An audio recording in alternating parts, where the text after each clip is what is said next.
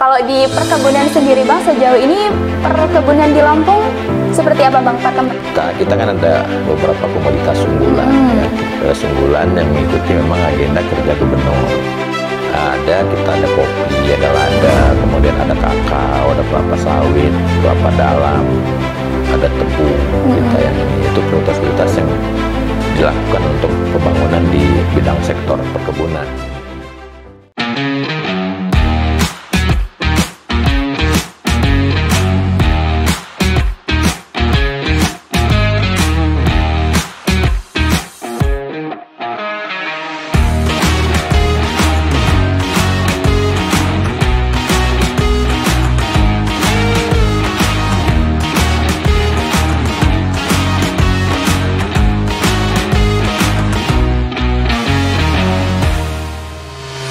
Assalamualaikum warahmatullahi wabarakatuh. Kembali lagi bersama saya Anissa Hidayati di Bicara Fakta. Dan pada kesempatan kali ini saya sudah bersama dengan Bang Ahmad Krisna Putra ya Bang ya? Ya. Selaku Kepala Dinas Perkebunan dan juga Peternakan Provinsi Lampung. Perkebunan apa kabar aja, Bang? Sekarang.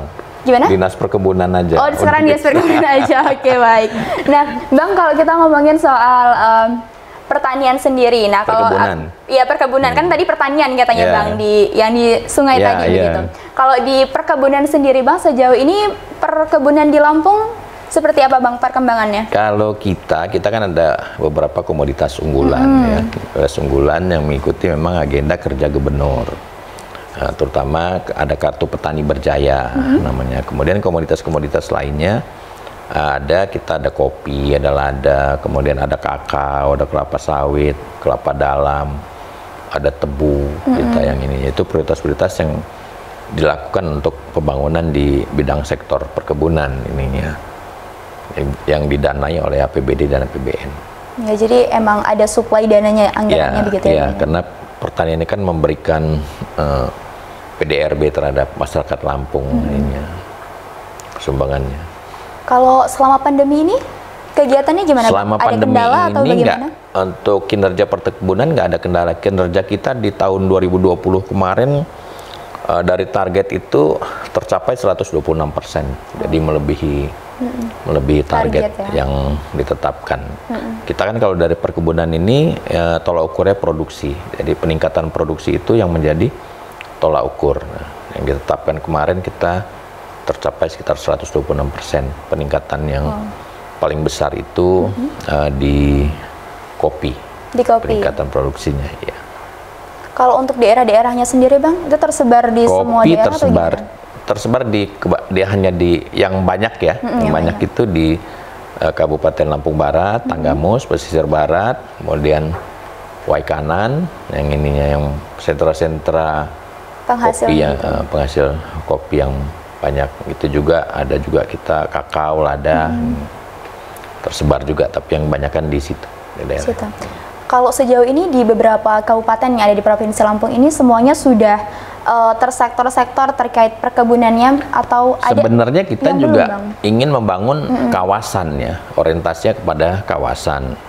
Misalnya satu kawasan untuk kopi di Tanggamus, Pesisir Barat, dan di mana di Lampung Barat gitu kan. Kemudian kita karet di Waikanan, Lombong Barat, Tulung Bawang gitu kan. Kita membangun Suji gitu kan. Kita membangun kawasan untuk produksi. Kita akan memulai itu, ke situ. Memang sekarang karena banyak perkebunan rakyat di situ, kita tetap membina perkebunan rakyat itu.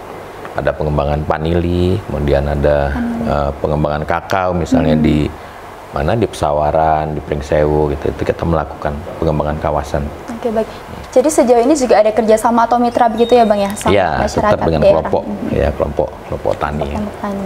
Nah, untuk tani pekebun. Kalau untuk kelompok-kelompoknya itu sendiri ada nggak sih Bang produk unggulan yang dihasilkan dari masyarakat itu sendiri? Kan kalau sejauh ini kayak tebu itu kan ada perusahaan-perusahaan besar yang menaungi gitu. Kalau yang ini dari masyarakat tapi kemudian jadi produk unggulan begitu? Ya banyak. Yang kopi aja banyak. Kopi sekarang dia sudah pemasarannya sudah online itu kan. Terutama yang di Tanggamus, kemudian yang di Lampung Barat. Kemudian juga ada lada yang dipasarkan di Lampung Timur. Lampung Timur itu banyak produk-produk yang dihasilkan oleh kelompok ataupun kelompok wanita tani atau kelompok tani pekebun, itu banyak yang sudah dihasilkan dan mereka sudah memasarkan sendiri. Sekarang kan ya itu tadi udah canggih online itu tadi kan, kopi Lampung Barat ini merek ini gitu kan, ini sudah bentuk kemasan-kemasan gitu ya Bang. Kemasan-kemasan sendiri udah maju. Udah ke Lampung Barat belum? Belum Bang. Wah, harus diajak dengan Bang Miko ke sana. Kirain Abang yang mau ngajakin. Oh iya boleh, nanti kita ngopi di sana ya. Sana kan ada sekolah lapang kopi di Lampung Barat. Iya. Itu gimana Bang? Sekolah gimana Bang? Hah? Sekolah gimana? Sekolah kopi. Jadi bagaimana mengemas kopi, bagaimana membuat kopi yang bagus. Ini apa? Ya mengolah kopi lah. Di sana ada sekolah kopinya. Memang belum sempurna, tapi kedepannya kita akan menyempurnakan itu. Oke, baik. Itu dikhususkan untuk anak-anak remaja kah atau gimana Bang? Petani. Oh, petani kopi di sana. Petani kopi. Ya. Ya kapan-kapan ya Bang ya. Ya. Nah, kalau terkait ekspor impornya sendiri Bang, di perkebunan sendiri itu gimana Bang? Kita ada beberapa komoditas ekspor kita ya. Sawit itu minyak sawit. Kemudian ada kernelnya, kernel sawit itu. Kemudian juga kalau gula memang sudah banyak lah ya. Gula ada beberapa perusahaan gula juga yang sudah ekspor. Kemudian lada juga banyak juga. Kemudian kakao itu yang kita ekspor, tujuan ekspornya macam-macam. Ada yang ke Cina, Korea, kemudian ke Jepang, kemudian ke Amerika. Itu banyak komoditas ekspor kita yang sudah kita lakukan. Iya, baik. Nah, kalau income udah banyak nih Bang. Sebenarnya Lampung ini kaya ya Bang ya, banyak produk-produk yang kemudian dihasilkan. Tapi kemudian apakah ini berjalan juga seiringan dengan kemajuan teknologi yang ada? Artinya apa yang sudah kita miliki, kekayaan-kekayaan ini kemudian juga diketahui oleh banyak orang begitu Bang? Iya, jadi petani kita ini loh canggih-canggih sekarang ini petani kita itu. Memang kita latih untuk mereka canggih pemasaran, canggih untuk pemasaran produk-produk mereka itu sendiri gitu. Jadi mereka itu yang penting ada sinyalnya aja, ada ininya gitu. Kita ngomongin ada ini Pak, kartu petani berjaya, Bapak harus gini-gini, woi cepat kan, coba aplikasinya apa-apa, cepat dia ininya.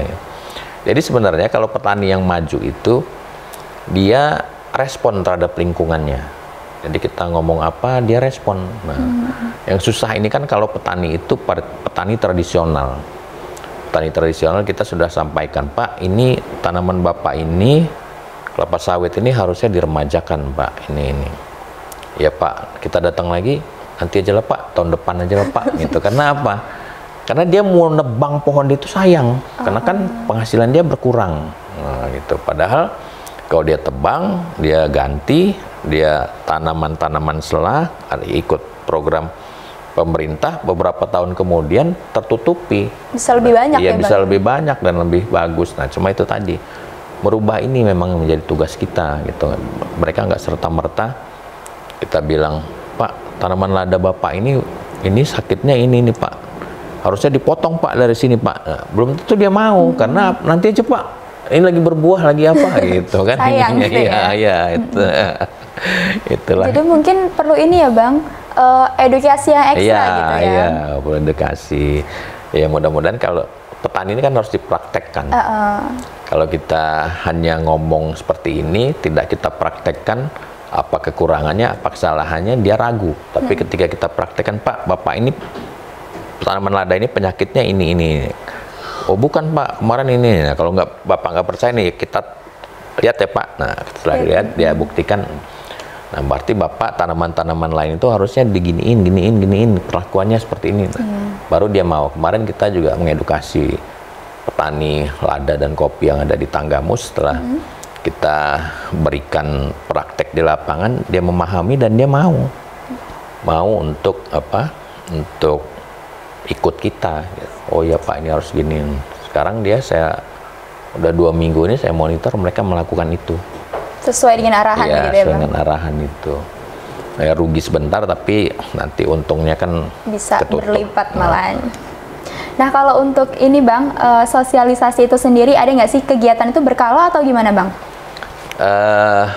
Terus terang memang di masa pandemi ini kegiatan-kegiatan itu kuantitasnya berkurang, tapi kita tetap melakukan itu ya seminimal mungkin lah gitu. Jadi kalau kemarin kita mengumpulkan 30-40 orang, mungkin ini 10 orang gitu kan yang ininya gitu kan, karena di pandemi juga gitu kan. Kemudian juga memang dari segi anggaran juga memang terbatas gitu, tapi mereka yang kita kumpulkan itu adalah tokoh-tokohnya, mereka bisa memberikan pemahaman terhadap kelompok-kelompok yang lain ya, atau kita melatih penyuluh-penyuluh kita. Penyuluh-penyuluh kita itu serta beberapa petani, ini kalau ini begini, kalau ini begini, dipraktekkan biar mereka langsung tahu gitu. Kalau kemarin-kemarin kan kita banyak belajar di kelas, di ruangan banyak yang nggak tahu. Iya. Berarti itu tetap muka ya Bang ya? Tetap muka. Sejauh ini ada nggak Bang kegiatan sosialis seperti itu tapi yang via Zoom misalkan? Ada. Ada juga. Kita juga melakukan juga via Zoom, kita melakukan terutama kebijakan-kebijakan yang dari pusat ya. Pusat kan juga nggak boleh, ya terbatas lah untuk datang kunjungan ke daerah, terbatas.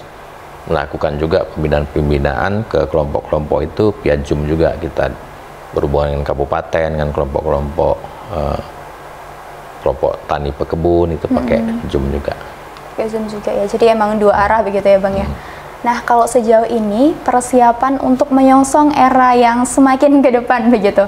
Era 4.0 ataupun bahkan era-era di depannya lagi. Itu apa saja Bang yang sudah dilakukan oleh Dinas Perkebunan? Kita yang itu terutama mereka harus siap menghadapi era 4.0. Tadi saya juga baru membuka acara pertemuan itu ya, pembahasan harga tandan buah segar kelapa sawit. Nah itu juga kita berharap juga mereka juga menginformasikan itu melalui media-media sosial yang ada gitu. Jadi petani itu tahu perkembangannya seperti apa. Nah ke depannya itu tadi yang saya sampaikan, harus siap petani itu mengikuti perkembangan arus informasi teknologi ini, dia harus ikuti itu gitu. Nah kalau dia nggak mengikuti itu, apakah sosialisasi, apakah itu pemasaran atau apa, dia akan tertinggal. Walaupun produknya itu bagus di Lampung Barat sana atau bagus di Tanggamus, kalau tidak terinformasi kan nggak ada yang beli juga. Itu kan kadang-kadang kan kita ini kan nyari-nyari di Google, nyari-nyari di apa gitu kan, mana sih yang ini, banding-bandingkan, oh ini gitu kan. Padahal kita nggak tahu kan, orang dia jauh di Lampung Barat, jauh di ini ya. Saya pernah juga melihat promosi kopi Lampung Barat tuh, wah ini macamnya bagus ini. Saya telepon, ada nomor teleponnya kan, ini di sana. Oh Pak, nggak usah jauh-jauh Pak, Bapak ini aja. Ada perwakilannya Pak di sini, di perumahan ini. Nah, berarti kan saya kan nggak harus ke sana. Di sini aja kan, ini Pak nomor teleponnya gitu kan. Telepon sini, udah Pak, Bapak tinggalnya di mana, nanti langsung kami kirim. Nah kan lebih memudahkan juga, tapi ya itu tadi harus terinformasi itu tadi, mengikuti arus informasi teknologi tadi itu. Kalau nggak ada itu kan kita wah jauh amat harus ke Lampung Barat gitu kan, nah biayanya berapa ngirimnya gitu kan, ternyata ada perwakilannya, ada ininya. Itu tadi ya Bang ya, harus sama-sama saling terkoneksi begitu ya. Nah mungkin terakhir Bang, mungkin ada yang ingin disampaikan untuk para pemirsa Pilar TV? Ya, pemirsa Pilar TV dimanapun berada, saya hari ini senang sekali bisa berkunjung di sini di Pilar TV, membahas masalah-masalah yang ada terutama di kita, masalah-masalah perkebunan dan sebagainya. Saya berharap ya mungkin sama dengan yang lain-lain, mari sama-sama kita tingkatkan kesatuan kita supaya kita tetap kompak, kemudian juga memang kita memaknai nilai-nilai daripada Pancasila tersebut. Kemudian yang lain-lainnya, mari kita pergunakan produk lokal kita. Kalau Anda minum kopi, jangan lupa kopi Lampung yang diminum. Jangan kopi-kopi kemasan yang lainnya, kopi Lampung yang diminum. Oke, selamat ya para pemirsa semua. Iya, terima kasih banyak Bang. Jadi emang harus cinta sama produk-produk lokal ya Bang ya. Karena kita di Lampung, ya setidaknya minum kopinya kopi Lampung, begitu. Ya baik, terima kasih pemirsa Pilar TV. Saya Anissa Hidayati. Wassalamualaikum warahmatullahi wabarakatuh. Waalaikumsalam.